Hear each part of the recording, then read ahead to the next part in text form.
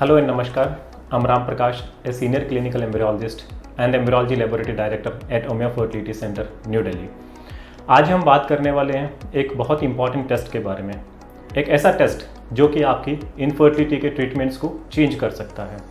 आज हम बात करने वाले हैं स्पर्म एनालिसिस, सीमन एनालिसिस बोल दो या शुक्राणु जांच हिंदी में। इस टेस्ट को क्यों किया जाता है, इसके क्या क्या तरीके हैं करने के, इसकी रिपोर्ट को कैसे आप अपने घर पे पढ़ सकते हैं, या अगर आपके पास इसकी रिपोर्ट है उसके बारे में कैसे डिटेल में आप इसके बारे में समझ सकते हैं। और हम इस वीडियो में ये भी जानेंगे कि आपकी रिपोर्ट्स के अंदर जो कमी आई है, जो आपकी टेस्ट के अंदर जो कमी आई, उसको हम कैसे ठीक करके आपकी रिपोर्ट को अच्छा करा जा सकता है। तो जानते हैं सीमन एनालिसिस के बारे में। सीमन एनालिसिस एक बहुत ही सिंपल टेस्ट है, लेकिन ये टेस्ट उतना ही महत्वपूर्ण है। इस टेस्ट में अगर आपकी रिपोर्ट सही आती है तो आपका फर्टिलिटी ट्रीटमेंट्स सही रहेंगे।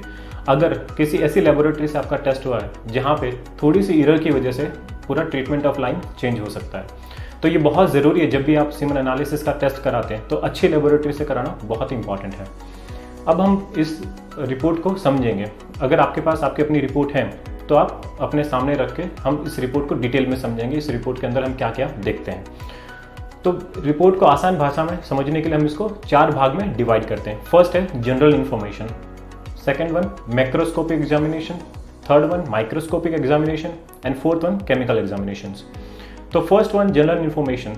जनरल इन्फॉर्मेशन के अंदर हम जो देखते हैं उसमें आप हमेशा चेक करिए कि ये जो रिपोर्ट है वो आप ही के नाम पे प्रिंट है, आपकी उम्र सही है, उसमें यूनिक हॉस्पिटल आइडेंटिफिकेशन नंबर होना चाहिए, जो कि स्पेशली एक नंबर होता है पर्टिकुलर उस रिपोर्ट के लिए या फिर आपके सीमन सैंपल के लिए, ताकि जब प्रोसेस हुआ उसमें आपका सीमन बदला नहीं गया।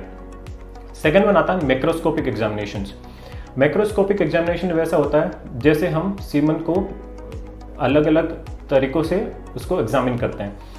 उसमें पहला है अपीयरेंस बेस्ड। अपीयरेंस के अंदर हम देखते हैं कि स्पर्म कैसा दिखता है। यूजुअली आपका according to WHO 2010 criteria, World Health Organization में एक क्राइटेरिया है जिसके हिसाब से आपका सीमन का appearance whitish to greyish colour होना चाहिए। सेकेंड वन नंबर पे बात आती है आपका लिक्विफिकेशन। लिक्विफिकेशन एक वो होता है कि सीमन, रॉ सीमन बहुत थिक होता है, उसको हम पतला करने के लिए उसका वेट करते हैं, तो उसका जो वेटिंग टाइम होता है उसको लिक्विफिकेशन टाइम के साथ हम लोग मैच करते हैं। तो वो जो आपका 30 मिनट से लेकर 60 मिनट्स तक होना चाहिए। अगर 60 मिनट से ज़्यादा है तो कहीं ना कहीं इन्फेक्शन की तरफ ये हमें सजेस्ट करता है। तीसरा है विस्कोसिटी। विस्कोसिटी जो है वो स्मूथ टू वाटरी होना चाहिए। अगर सैंपल बहुत ज़्यादा विस्कस है तो कहीं ना कहीं वो आपके स्पर्म्स को पकड़ के रखता है और फ्रीली मूव नहीं करने देता है, जिसकी वजह से आपकी रिपोर्ट गड़बड़ हो सकती है। और अगर आप कंसीव करने की ट्राई कर रहे हैं तो ये एक उसमें से बहुत बड़ा फैक्टर हो सकता है। चौथी बात करते हैं वॉल्यूम के ऊपर। आपके सीमन का वॉल्यूम बहुत इंपॉर्टेंट होता है कि वो 1.5 ml से लेके 5 ml के बीच हो। अगर स्पर्म का वॉल्यूम 1.5 ml से नीचे है तो भी ये हमें चिंताजनक विषय रहता है, और अगर वॉल्यूम 5 ml से ज़्यादा है तो कहीं ना कहीं आपके सैंपल की क्वांटिटी बहुत ज़्यादा है बट उसकी क्वालिटी उतनी अच्छी नहीं होगी। अब हम बात करेंगे माइक्रोस्कोपिक एग्जामिनेशन के बारे में। माइक्रोस्कोपिक एग्जामिनेशन सीमन के ऊपर किया जाता है। उसके अंदर हम सीमन के एक ड्रॉप एक स्पेशल डिवाइस के ऊपर रख के माइक्रोस्कोप के अंदर हम उसको टेस्ट करते हैं। उसके अंदर हम स्पर्म की क्वालिटी एंड उसकी क्वांटिटी को मेजर करते हैं। स्पर्म काउंट 2 तरीके से दिया जाता है रिपोर्ट्स में। पहला होता है स्पर्म काउंट पर मिलियन पर ml एंड सेकेंड होता है total sperm count. Total sperm count जो होता है वो आपके होल सीमन का काउंट होता है, चाहे उसमें वॉल्यूम 2 ml हो 3 ml हो, उसका होता है। और स्पर्म काउंट मिलियन पर ml जो होता है वो 1 ml के अंदर कितने मिलियन है उसके ऊपर हम लोग उसको जांचते हैं। According to World Health Organization की जो गाइडलाइन है उसके हिसाब से 15 मिलियन पर ml आपका स्पर्म काउंट मिनिमम होना चाहिए। उसके अंदर सेकेंड पार्ट आता है स्पर्म मोटिलिटी। स्पर्म मोटिलिटी वो होता है जिसके अंदर स्पर्म की मूवमेंट का हम लोग मेजर करते हैं। उसको 3-4 अलग अलग कैटेगरी में डिवाइड किया गया है। प्रोग्रेसिव मोटिलिटी जो कि आपकी 32% से ऊपर होनी चाहिए, प्रोग्रेसिव एंड नॉन प्रोग्रेसिव जो कि आपकी 39% से ऊपर होनी चाहिए। इसको थोड़ा आसान भाषा में समझते हैं। प्रोग्रेसिव मोटिलिटी वो होती है जिसके अंदर स्पर्म का मूवमेंट थोड़ा फास्ट होता है। नॉन प्रोग्रेसिव मोटिलिटी वो होती है जिसके अंदर स्पर्म का मूवमेंट बहुत स्लो मूव करते हैं। तो टोटल मिला के प्रोग्रेसिव और नॉन प्रोग्रेसिव 39% से ऊपर होनी चाहिए। नेक्स्ट बात करता हूँ इमोटाइल स्पर्म्स की। इमोटाइल स्पर्म्स को डायरेक्टली इमोटाइल बोलने से पहले हम उसके अंदर एक वाइटलिटी टेस्ट होता है जो कि केमिकल टेस्ट होता है, वो किया जाता है। उसके अंदर जो स्पर्म्स लाइव हैं वो उस डाई को नहीं लेते हैं और जो स्पर्म्स डेड हैं वो उस डाई को ऑब्जॉर्व कर लेते हैं। तो वाइटलिटी टेस्ट के अंदर आपके वाइटलिटी टेस्ट जो है वो 58% से ऊपर होना चाहिए। तो ये बेसिक आपके 4 क्राइटेरिया हो गए जिसके अंदर हम स्पर्म की मोटिलिटी को समझ सकते हैं। नेक्स्ट आता है स्पर्म की मॉर्फोलॉजी। स्पर्म की मॉर्फोलॉजी वो होती है जो इसके स्पर्म का स्ट्रक्चर होता है, जैसे उसका हेड की साइज कितनी होनी चाहिए, उसका मिड पीस कितना होना चाहिए, उसका टेल कितनी होनी चाहिए।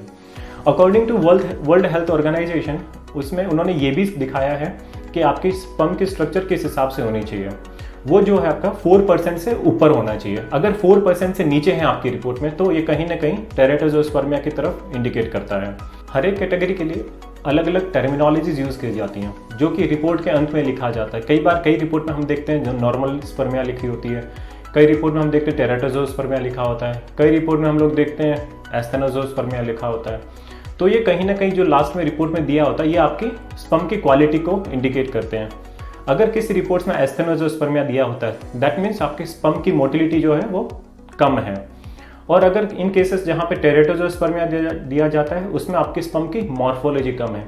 ये 2 चीज़ें आपके फर्टिलाइजेशन प्रोसेस के लिए बहुत इंपॉर्टेंट होती है। स्पर्म की मोटिलिटी जिससे स्पर्म मूव करता है और सेकेंड होता है स्पर्म की मॉर्फोलॉजी मीन्स स्पर्म का स्ट्रक्चर, जिसकी वजह से आपके एम्ब्रियोज जो फॉर्म होते हैं आईवीएफ लैबोरेटरीज के अंदर उसकी क्वालिटी कहीं ना कहीं डायरेक्टली इन सब चीज़ों से रिलेटेड होती है। अब नेक्स्ट हम बात करेंगे केमिकल एग्जामिनेशंस के बारे में। केमिकल एग्जामिनेशंस के अंदर मेनली हम जो है 2 किए जाते हैं। एक होता है फ्रुक्टोज टेस्ट। फ्रुक्टोज टेस्ट एक इंपॉर्टेंट टेस्ट होता है जो कि आपकी सीमन के अंदर प्रेजेंट होता है, जो कि आपके स्पर्म के लिए एक न्यूट्रिशन का काम करता है।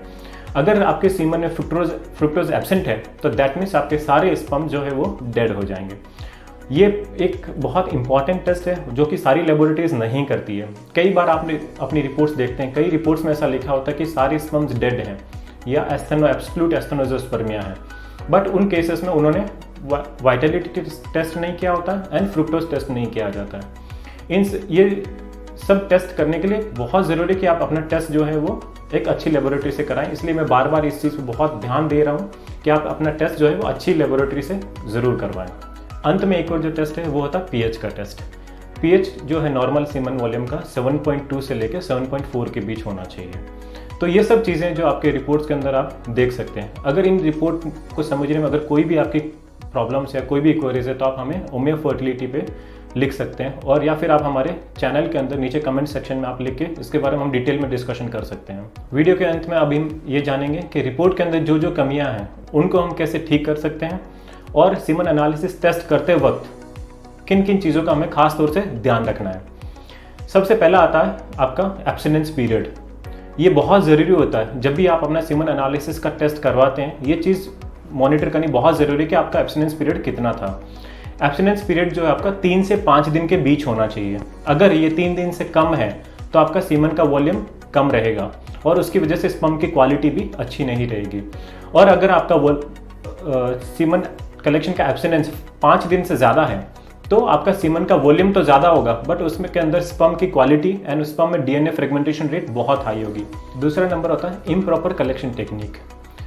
जब भी आप सीमन टेस्ट कराते हैं तो ये चीज़ जानना बहुत ज़रूरी है कि आप अपना सीमन सैंपल कहाँ दे रहे हैं। ये हमेशा प्रेफर्ड होता है कि आप अपना सीमन का सैंपल जो है वो जहाँ पे टेस्ट हो रहा है उसी के आसपास या उसी प्रीमिसेस में दें। इसीलिए हम बार बार इस चीज़ पे बहुत ध्यान दे रहे हैं कि आप अपना टेस्ट जो है वो अच्छी लेबोरेटरी में हो और जहाँ पे सारी सुविधाएं हो उसी जगह पे आपका टेस्ट करा जाए। कई बार क्या होता है कि कुछ लेबोरेटरी बोलती है आप अपने सैंपल घर से लेके आ जाओ।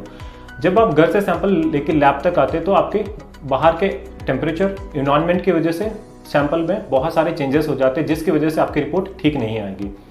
नेक्स्ट होता है आप सैंपल कैसे कलेक्ट कर रहे हैं। मैस्टरबेशन या हस्तमैथुन जो है वो सबसे प्रिफर्ड तरीका है। और भी दूसरे तरीके हैं जिससे हम सैंपल कलेक्ट कर सकते हैं, जैसे कि स्पेशल कॉन्डम्स आते हैं जो कि स्पर्मेसाइड जेली फ्री होते हैं। स्पर्मेसाइड जेली वो चीज़ होती है जो कि नॉर्मल कॉन्डम्स के अंदर होती है जिसकी वजह से स्पर्म डेड हो जाते हैं, और ये जो स्पेशल कॉन्डम्स होते हैं इसके अंदर हम सैंपल कलेक्ट कर सकते हैं। और रिसेंट हिस्ट्री ऑफ इलनेस ये एक बहुत इंपॉर्टेंट होता है। अगर आपको सपोज जब भी आप सीमन एनालिसिस टेस्ट करते हैं या जब आपने टेस्ट करवाया उसके 1-2 दिन पहले अगर आप बीमार रहे, छोटा सा फ्लू, कोल्ड या फीवर आया, उस वजह से आपकी रिपोर्ट गड़बड़ हो सकती है।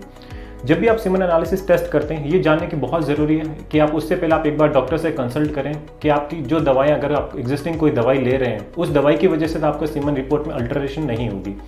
ये चीज़ जाननी बहुत ज़रूरी है।